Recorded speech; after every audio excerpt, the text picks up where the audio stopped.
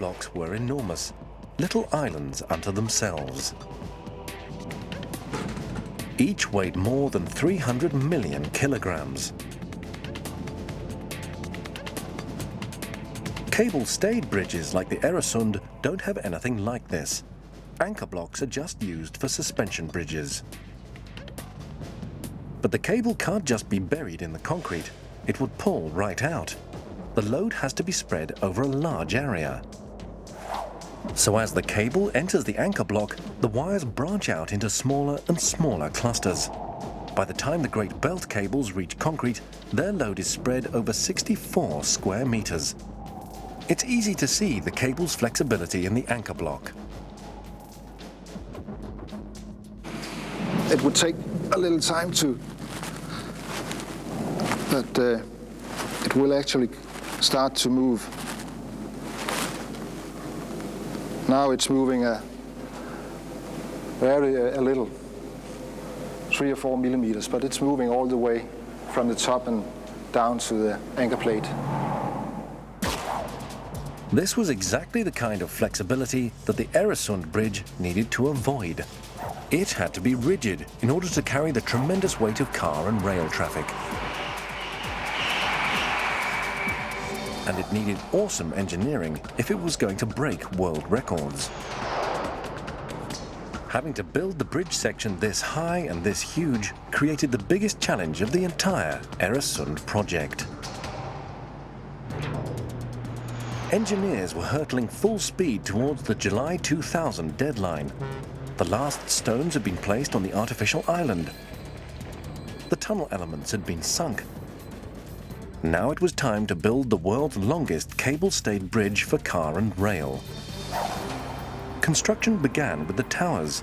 At 60 stories, they would be by far the highest freestanding double-legged bridge towers in the world.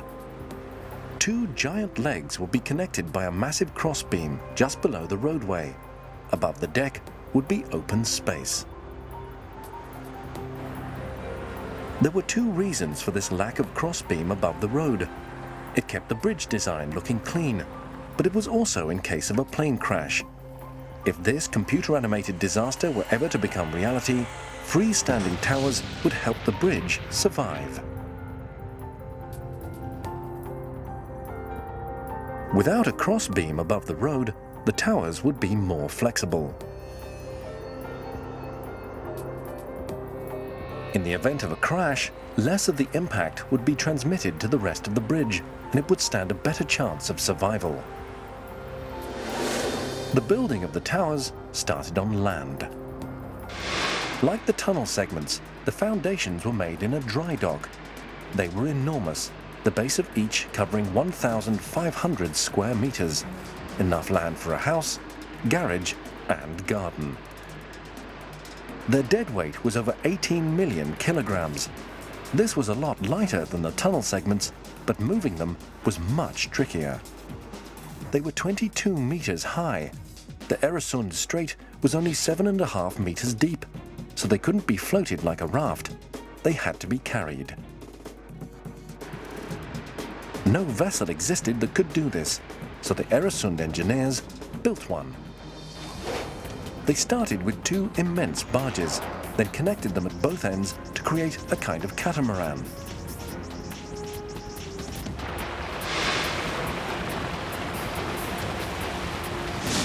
Then the dry dock was flooded, so the catamaran could sail over the foundation.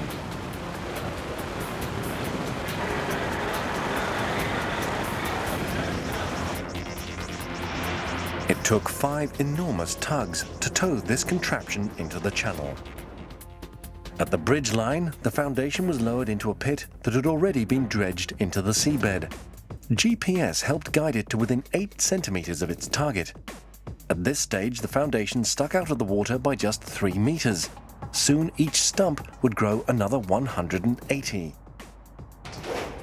Each embryonic tower became its own self-contained construction site, outfitted with enough equipment for a small factory. The 2 legs for one tower climbed into the sky in 4-meter sections. One always stayed 12 meters ahead of the other, so the massive cranes didn't get tangled. When the towers reached 44 meters, it was time to add the crossbeam. Then, at about 80 meters up, a steel box to hold the stay cables was integrated into the leg. Another box was added every 12 meters. From the outside, the towers look solid. But in fact, they're packed with equipment, including a lift.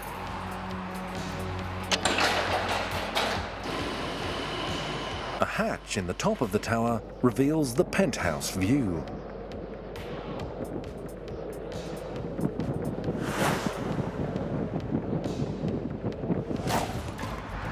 At the same time as the towers were being built in the middle of the Oresund Strait, the double-decked spans were being assembled at shore. They were immense steel and concrete boxes, about 140 meters long and 23 meters wide. The top would be a 4-lane highway, while the trains would go inside. The designers decided to put the train tracks in a special cement trough. If a train was to derail, they hoped this liner would keep the train on the bridge. The bottom of the spans may look solid, but like the towers, they're hollow. And they too housed equipment critical to the bridge. The bridge contained a total of 18 million kilograms of steel, and steel has a mortal enemy: rust. Rust could potentially destroy the bridge from the inside out. Paint can add protection, but it was not economical to paint so much surface area.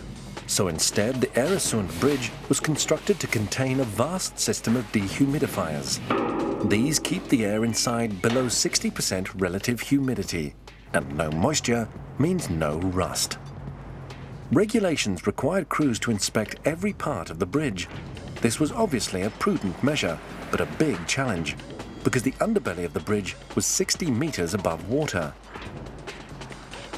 Even on the road, workers had to be protected without interrupting car and train traffic.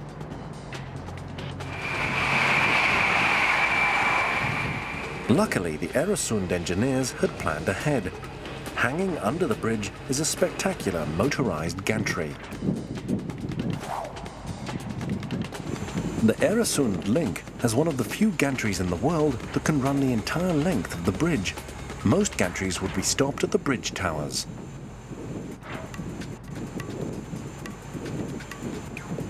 But this gantry pivots to squeeze between the supports.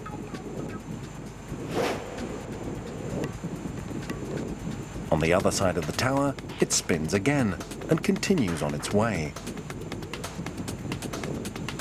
Once the crew is in the right place, the Oresund's gantry works like a gigantic Swiss Army knife, packed with exotic contraptions. A hydraulic arm can carry a worker outside the trusses, up and over the roadway. The access is phenomenal and, most importantly, doesn't interrupt the flow of train and car traffic.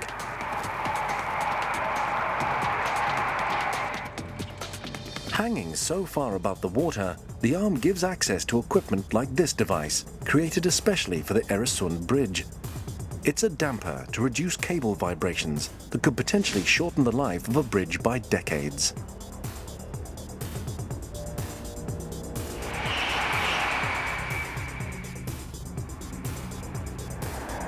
The gantry has another gadget used to inspect the towers. This hanging bucket can lower workers 60 meters, right down to the waterline, where they can check the concrete for cracks and even change the light bulbs that guide ships through the navigation channels.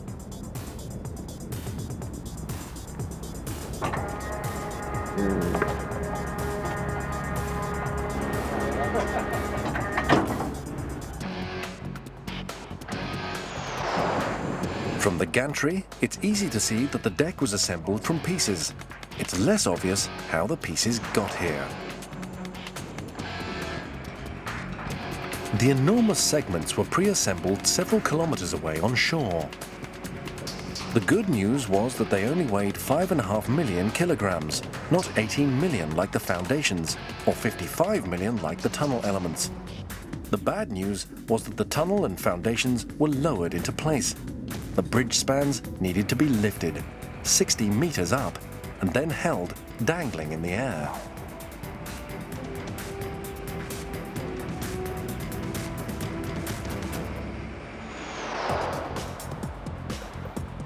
By any measure, the Oresund link was one of the most ambitious engineering projects of the 20th century.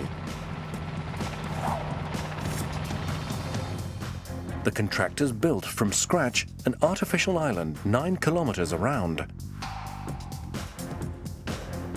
They ground through 4 kilometers of ultra-hard Copenhagen limestone. And they pieced together the world's largest submerged tunnel.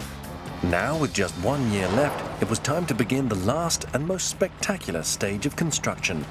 Finally, the bridge would start looking like a bridge.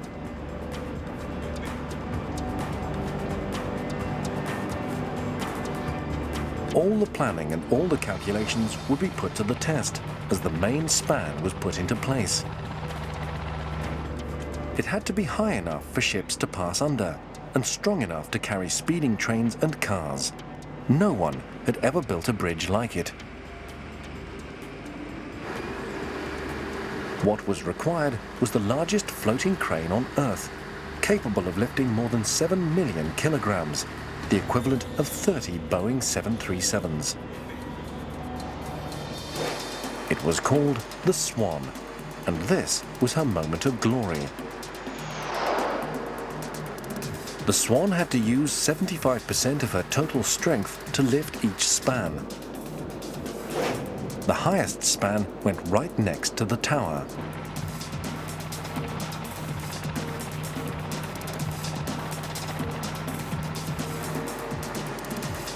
Then crews attached cables. The first cable was 50 meters long, and each new cable would be longer than the one before it. The longest would be over 260 meters. The Swan brought in another span. The roadway cantilevered further from the tower and closer to a world-size record. This was the most vulnerable time for the bridge. Temporary scaffolding helped, but the bridge wouldn't be up to full strength until all the pieces were in place. Wind and storms could be disastrous. On the 14th of August 1999, the Swan installed the final roadway span on the bridge. Denmark and Sweden were connected for the first time. Denmark's Prince Frederik and Sweden's Crown Princess Victoria met at their first ever border crossing. For 9 years, the construction deadline had loomed over everything and everyone involved in creating the Oresund link. Finally, on the 1st of July 2000 at 11 p.m., the Oresund link officially opened for business, on time and on budget.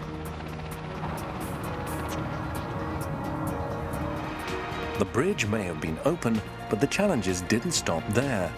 Now it had to pay back every penny spent on it, one toll at a time. The official budget for the bridge, tunnel and island was close to $3 billion, and the expenses would never stop. There will always be maintenance. Not long after the link opened, engineers discovered a problem with the guardrails. The bolts were corroding.